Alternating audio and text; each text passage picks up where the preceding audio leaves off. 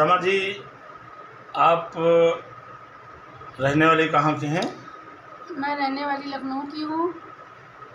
मेरा नाम शमा परवीन है और उत्तर प्रदेश होमगार्ड अवैतनिक अधिकारी व कर्मचारी की लखनऊ की जिलाध्यक्ष भी हूँ और मैं शासन में नौकरी भी करती हूँ। वो तो आप जिलाध्यक्ष होमगार्ड उत्तर प्रदेश होमगार्ड अवैतनिक अधिकारी व कर्मचारी एसोसिएशन की तरफ से आप लखनऊ की जिला अध्यक्ष भी हैं जी। और होमगार्ड विभाग में रहते हुए आप शासन लोक भवन शासन में आप ड्यूटी भी कर रही हैं। जी।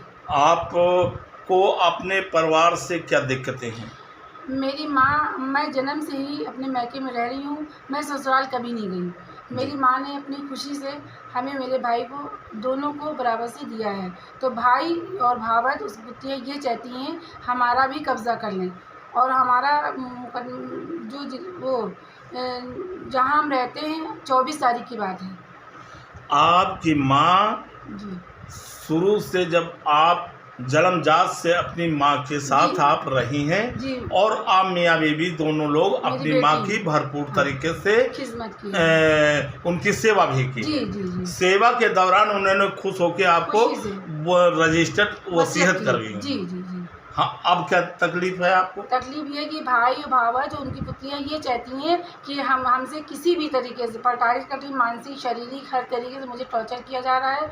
मैं समय समय पे स्थानीय जो थाना चौकी है उसको बताती भी हूँ, मगर कहीं कोई मेरी सुनवाई नहीं होती है। मतलब कहने की ये है वो आपके साथ जास्ती कर रहा, आपकी भौज और आपका भाई मतलब धमकी भी देता है, जान से मार देंगे। मेरा प्रूफ है। आप थाना चौकी इंचार्ज अंबरगंज से शिकायत किया, इसके बाद थाना चौकी इंचार्ज कोई एक्शन नहीं लेता है। मतलब किसी प्रकार का ना? हाँ, मेरा भाई कहता है चौकी थाने को मैं भरपूर पैसा दे दूँ, वो तुम्हारी कोई नहीं सुनेंगे। मुकदमा जबकि आपका चल रहा है, अदालत चल रहा है, इस दौरान इस तरीके की हरकतें बराबर तो आपका भाई कर रहा, परेशान कर रही, आपके भौज भी परेशान कर रही और आपका ये भी कहना है कि वहाँ कुछ लफंगे तत्व मतलब आते हैं और वहाँ पर वो भी गाली गुप्ताली देते हैं, बैठालता है और कुछ वहाँ किसी तरीके से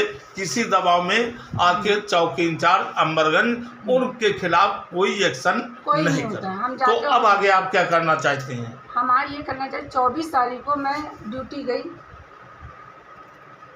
हाँ बताओ।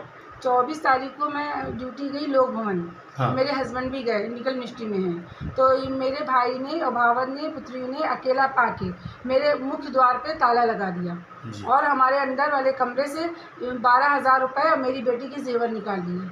अच्छा, ये निकाल लेंगे? आप वो एप्लीकेशन दिया, उस पर कोई जांच कोई सुनवाई? ये कागज कैसे हैं जो आप दिखा रही हैं? ये तो मेरा रजिस्टर्ड वसीयत है। अच्छा, वसीयत है, रजिस्टर्ड वसीयत है जी। अच्छा, चलिए, अच्छी बात। तो अब आप अपने संघ, अपनी एसोसिएशन, अपने अध्यक्ष से क्या आप चाहती हैं? मैं ये चाहती हूँ कि मैं सब जगह जाके बहुत परेशान हो चुकी हूँ और मुझे बुलाया गया था, मैं थाने भी जाती, भाई को नहीं बुलाया था, फ़ोन करा नहीं करा, हम 2-2 घंटे बैठते हैं और ऑफिस में देर भी होती है। हमारे ऑफिस वाले भी कहते तक हम बताते हैं कि वहाँ थाने जाते हैं, वो कहते हैं कि अभी मैं बुलाता हूँ, अभी मैं पूछता, कुछ नहीं होता। आप अपने संघ, अपनी एसोसिएशन के अध्यक्ष से आप क्या चाहती हैं? मैं उनसे इंसाफ ये चाहती हूँ कि मतलब जो हमारे साथ घटना हुई, मेरी FIR दर्ज की जाए उस 24 तारीख की। जो ताला लगाया, आखिर उसने ताला लगाया क्यों? वो ये दिखाना चाहता है कि हम यहाँ नहीं रहते। नहीं, बात ये नहीं। हाँ। बात अपने अध्यक्ष से अब क्या चाहते हैं कि आप जिला अध्यक्ष होने के नाते आप अपने अध्यक्ष से क्या चाहते हैं? जब आपका थाना इंचार्ज नहीं सुन रहा है, थाना और चौकी इंचार्ज नहीं सुन रहा है, तो आप इस स्थिति में अपने अध्यक्ष से आप क्या चाहते हैं? मैं अपने अध्यक्ष से इंसाफ चाहती हूँ कि वो उनके विरुद्ध कोई कार्रवाई की जाए। अच्छा, अपने अध्यक्ष से, होमगार्ड उत्तर प्रदेश अध्यक्ष से होमगार्ड। देखिए, कहीं भी एप्लीकेशन आएगी, इन लोगों का कहना है तुम कहीं भी एप्लीकेशन दोगी, आएगी तो थाने भेजना, चौकी इंचार्ज और थाना ही वो करेंगे, इंस्पेक्टर ही करेंगे। चलिए, तो बताइए हम कहाँ जाएंगे? चलिए, इसके खिलाफ अध्यक्ष की तरफ से और उत्तर प्रदेश होमगार्ड संघ की तरफ से थाना इंचार्ज, थाना चौकी इंचार्ज और आपके भाई भौजा के खिलाफ मैं शासन और प्रशासन तक मैं लेटर करूँगा। यदि इस पर संज्ञान नहीं लिया जाता है तो ये देने के बाद मैं उस थाना अध्यक्ष को, मैं उस चौकी इंचार्ज को वहाँ पर अदालत के अंदर बुलवाने की कोशिश करूँगा। या जब नहीं तो फिर वो कोर्ट का सहारा लिया जाएगा। और जो आपका गहने और सब कुछ निकाल लिया था तोड़ के, आपने एप्लीकेशन दिया, इसके बावजूद चौकी इंचार्ज कोई एक्शन नहीं लिया उसके खिलाफ, तो ऐसे में पूर्ण रूप से मैं मानता हूं कि ये चौकी इंचार्ज मिले हुए हैं, उसका पूरा सहारा दे रहे। इसके अगेंस्ट में हमारे संघ के अध्यक्ष हैं, मैं भरपूर आपका साथ दूंगा और कड़ी कार्रवाई करूंगा। हमारी जान की और माल की बहुत मेरी सुरक्षा होनी चाहिए, बहुत खतरा है। ये सब लिखा जाएगा। यदि किसी प्रकार की अनहोनी हुई, अप्रिय घटना हुई, तो ये चौकी इंचार्ज, थाना अध्यक्ष और आपका भाई और भौज ये पूरे दोषी माने जाएंगे। जय हिंद, जय भारत। जय हिंद, जय भारत, जय जवान, जय किसान। चलते हैं अपना चैनल जन कल्याणकारी चैनल के तरफ। सबको अवगत करा दें, आज पब्लिक तो दूर की बात है, आज पुलिस वर्दीधारी को ही परेशान किए हुए है। पैसे के आगे पुलिस कितना अपना स्तर गिरा ले, ये अंदाज़ा नहीं लगाया जा सकता है। आज पब्लिक की तो उंगली उठ रही है, पुलिस से विश्वास उठ रहा है। धीरे धीरे खाकीधारी भी पुलिस के ऊपर, इस वर्दी पर वर्दी वाला ही उंगली उठाना चालू कर दिया है, क्योंकि इनके लिए सब कुछ पैसा ही है। आज एक वाकया ये काफ़ी दिन से इंतज़ार कर रहा था। कई बार मैंने चौकी इंचार्ज से अमरगंज से सिफारिश विषय में किया कि वो महिला शुरू से अपने जन्मजात से अपने ही परिवार में अपने माँ बाप के पास रही है, वहीं शादी रह के भी बराबर रही है और अपने माँ बाप की बराबर वो सेवा करते आ रही थी। उसका नाम है समा परवीन, जो होमगार्ड, एक महिला होमगार्ड है, जो शासन लोक भवन में वो सचिवालय शासन में ड्यूटी कर रही है। वहाँ से भी कई बार फ़ोन आए, लेकिन ये चौकी इंचार्ज अपने आप को क्या समझता है, कितना बड़ा अधिकारी अपने को समझता है, कानून को ताक पे रख के कानून का उल्लंघन करते हुए हर अधिकारी को दाकिनार कर किए हुए हैं। आज वो मुकदमा अपनी उसकी माँ अपने जिंदा रहते वसीयत उनकी सेवा किया और वो प्रसन्न होके आधा भाग उस मकान का अपने बच्चे को, आधा भाग अपनी बेटी को करके वो ख़त्म हो गया, निधन हो गया।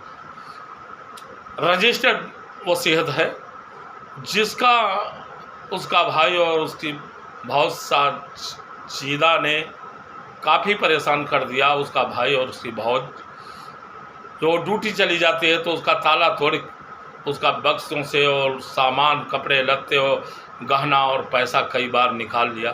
लिखित रूप से कई बार चौकी इंचार्ज को दिया, लेकिन चौकी इंचार्ज उल्टा उसको बैठा उल्टा उसको डांटता है और रौब जमाता है। ये पता नहीं कितना पैसा पा गया है और ये गलत कार्य चौकी इंचार्ज कर रहे हैं इस, और वो बराबर जान मान की धमकी दे रहा कि तुमको जान से मार देंगे, जिसकी रिकॉर्डिंग भी है।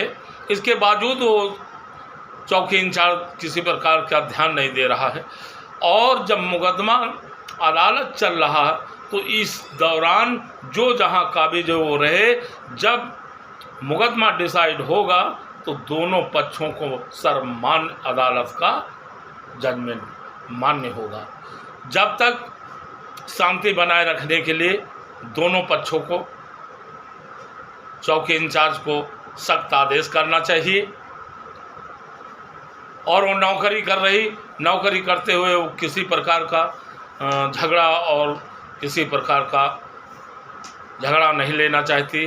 वो कानून का सहारा लेती है, और वो आवारा टाइप के कितनों लड़कों को अपने घर में बैठालता है, और वहाँ छोट भैया कुछ पत्रकार हैं जो आके वो उसके पक्ष में आके कह देते। तो चौकी इंचार्ज क्यों बैठा ले गए हैं?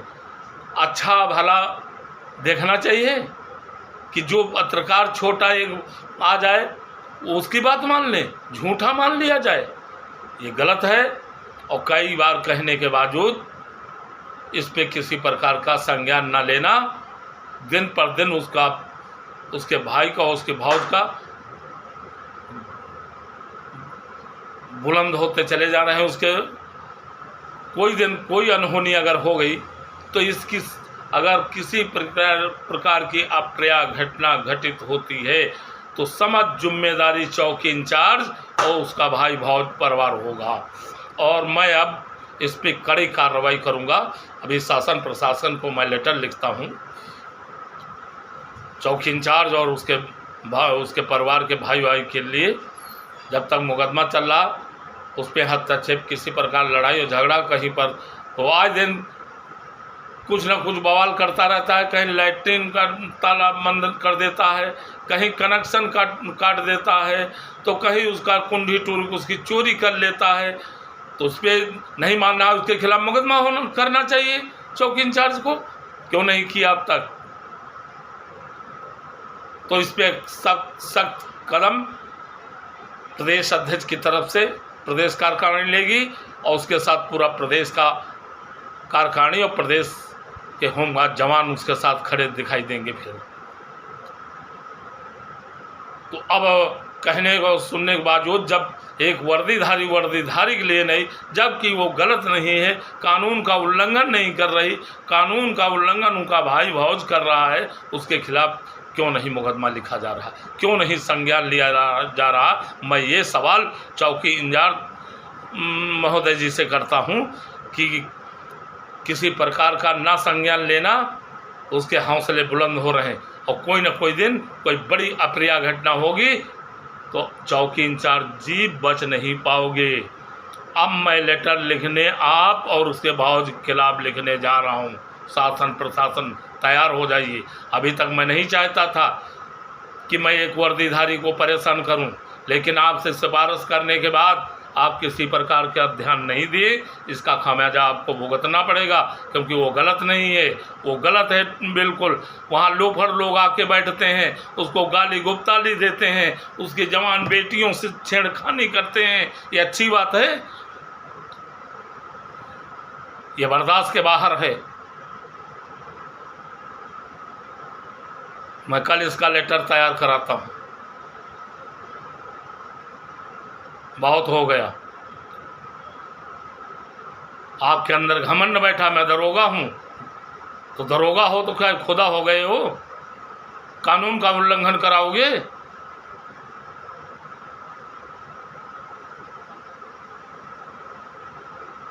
आप चौकी इंचार्ज देख रहे हैं, मैं पूरा प्रदेश देख रहा हूँ। मैं अपने जवान के साथ गलत नहीं होने दूंगा। तैयार हो जाओ चौकी इंचार्ज साहब। कल आप और उसके खिलाफ लेटर मैं लिख रहा हूं शासन प्रशासन को। हद कर दिया आपने।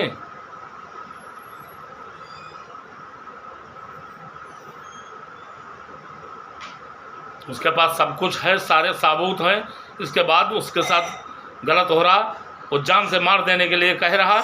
रिकॉर्डिंग है, देख लीजिए। क्यों नहीं के खिलाफ मुकदमा लिख रहे हैं आप?